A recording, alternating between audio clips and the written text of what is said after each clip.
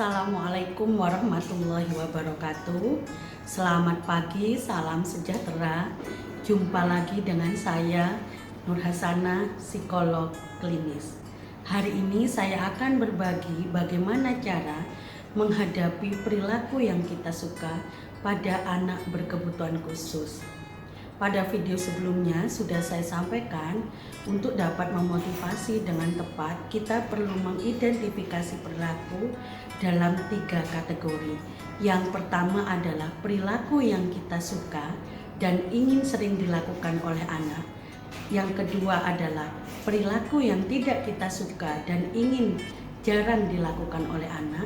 Dan yang ketiga adalah perilaku yang tidak dapat ditoleransi dan ingin anak berhenti melakukan perilaku tersebut. Nah, kita perlu untuk satu-satu kita bahas dalam video kali ini adalah bagaimana menghadapi perilaku yang kita suka. Yang pertama adalah kita buat list daftar perilaku yang kita suka berdasarkan kemampuan, kekuatan, kelebihan, atau minat, bahkan hobi yang bermakna yang dimiliki oleh anak pada kondisi saat ini, dan itu kita suka dan ingin sering dilakukan oleh anak. Atau perilaku tersebut kita lihat sebagai hal yang positif, sebagai peluang, sehingga perilaku tersebut perlu kita dorong atau berikan motivasi sehingga nantinya di masa depan bisa menjadi bakat yang luar biasa untuk anak bisa mandiri dan dapat beradaptasi dengan baik pada zaman. Langkah selanjutnya yang harus kita lakukan adalah memilih prioritas utama. Perilaku apa yang perlu kita motivasi terlebih dahulu pada beberapa pilihan perilaku yang kita suka pada anak.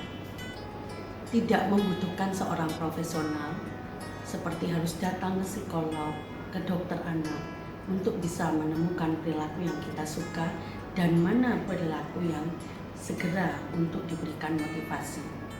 Yang perlu kita lakukan adalah mengamati atau melihat capaian tugas perkembangan anak di usia saat ini yang sudah terbentuk atau berdasarkan pada perilaku yang kita latihkan dan sangat kurang pada anak dan ingin segera terbentuk karena kemampuan tersebut dapat menunjang pada kemampuan kognitif yang lain. Orang tua bisa mendapatkan referensi tugas perkembangan anak bisa dari searching Google ya, atau melihat buku pink yang kita punya dari Posyandu untuk dapat memahami tugas perkembangan seorang anak. Setelah kita menemukan apa yang kita suka dari anak dan menjadi prioritas untuk segera diberikan motivasi, maka daftar perilaku yang kita suka tadi atau kita targetkan untuk diberikan tanggapan yang positif, kita perlu catat atau tulis dalam selembar kertas untuk memudahkan kita membuat parameter keberhasilan atau evaluasi dari teknik pendekatan perilaku atau motivasi yang kita berikan pada anak. Selanjutnya, bagaimana cara memotivasi perilaku yang positif?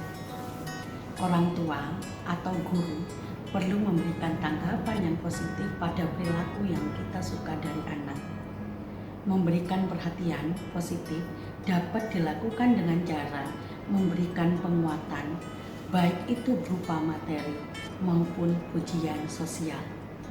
Pujian sosial seperti memuji, menghargai, mengucapkan terima kasih, menunjukkan minat pada anak.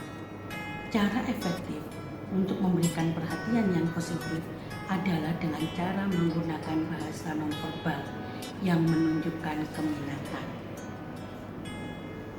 Seperti menunjukkan keminatan, contohnya melakukan kontak mata saat memberikan pujian, memberikan senyuman yang ekspresif pada anak. Contoh cara melakukan pujian, lakukan kontak mata yang bermakna dengan anak dan posisi kita harus sejajar dengan anak supaya anak merasa dihargai anak merasa kita hadir di hadapannya, tidak hanya secara fisik tapi juga perhatian kita. Lakukan dengan bahasa yang ekspresif. Misalkan, terima kasih sudah mau menatap bunda, Alia pintar, bagus, tepuk tangan. Nah, lakukanlah dengan ekspresif dan segera saat perilaku tersebut dimunculkan oleh seorang anak. Catatan penting, diperbolehkan memberikan perhatian atau memotivasi perilaku dengan materi atau berupa hadiah. Misalkan memberikan mainan, makanan yang itu menjadi kesukaan anak. Tetapi saat memberikannya harus tetap dipasangkan dengan pujian sosial agar anak tidak bergantung pada materi setiap melakukan perilaku yang kita suka. Sehingga ketika nanti kita tidak memberikan materi, anak tetap akan melakukan perilaku yang kita suka. Itulah beberapa cara atau teknik dalam memotivasi perilaku yang kita suka pada anak berkebutuhan khusus. Di video selanjutnya saya akan menjelaskan bagaimana cara memotivasi perilaku yang tidak kita suka sehingga bisa jarang dilakukan oleh seorang anak. Semoga bermanfaat. Tonton video saya yang selanjutnya. Terima kasih. Assalamualaikum warahmatullahi wabarakatuh.